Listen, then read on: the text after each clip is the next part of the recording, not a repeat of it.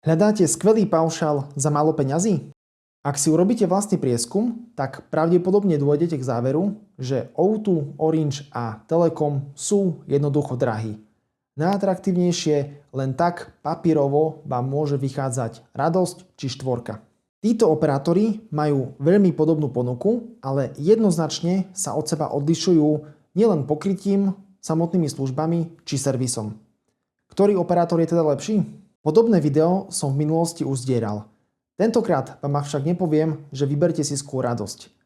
Tentokrát sa chcem vyvarovať nejakým konkrétnym odporúčaniam, pretože jednoducho neviem, kto ste.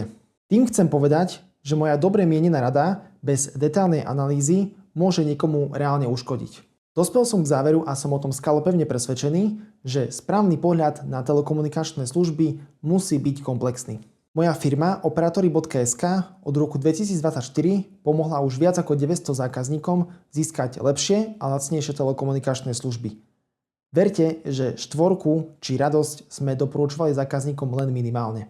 Vypíšte kontaktný formulár na stránke Operatory.sk a do 3 dní vám bezplatne vypracujeme analýzu vašich služieb a návrh nových, lepších odbojových služieb.